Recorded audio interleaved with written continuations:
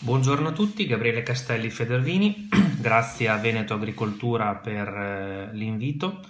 Non abbiamo molto tempo a disposizione, quindi vado direttamente al compito che mi è stato assegnato, e cioè di tracciare un po' il quadro della vendemmia 2020 in Francia. Dalle informazioni che Federvini ha raccolto presso i suoi colleghi, presso i nostri colleghi francesi, emergono delle buone attese da parte della Francia per la vendemmia 2020.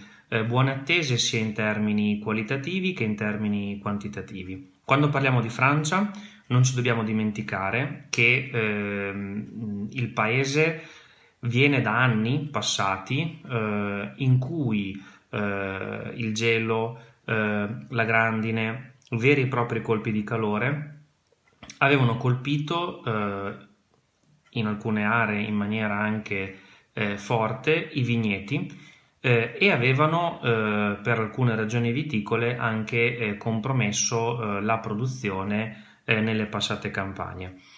Sembra non essere così per il 2020, dico sembra perché abbiamo davanti a noi buona parte del mese di agosto e quindi la prudenza è senz'altro d'obbligo. Cerchiamo di capire cosa è successo fino ad oggi nel vigneto francese. Partiamo dal gelo.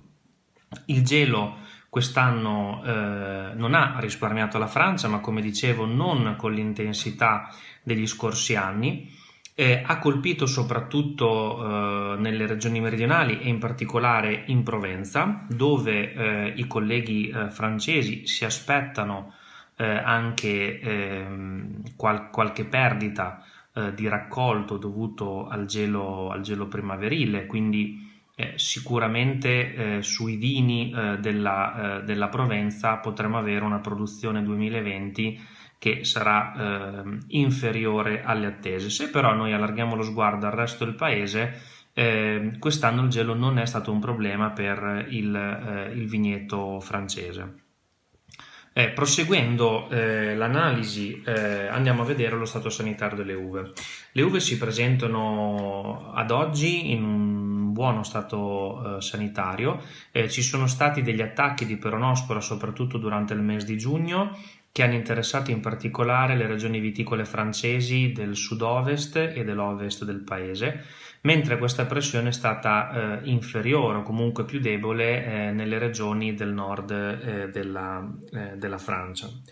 Si inizia a intravedere qualche segno legato alla siccità, ma nulla a confronto con quei colpi di calore che hanno interessato il paese lo scorso anno, soprattutto nelle regioni del sud-ovest del paese.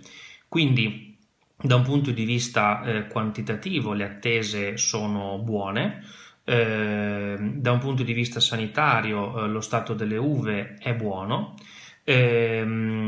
La qualità che si aspettano i colleghi francesi è buona e a livello di attese in termini di avvio delle operazioni vendemmiali c'è da dire che quest'anno il paese registra un anticipo di circa 15 giorni. I primi grappoli sono già stati staccati soprattutto in alcune aree della Francia meridionale, e questo è un po' il quadro che ad oggi possiamo tracciare per la vendemmia 2020 della Francia. Io vi saluto, è stato un piacere, arrivederci.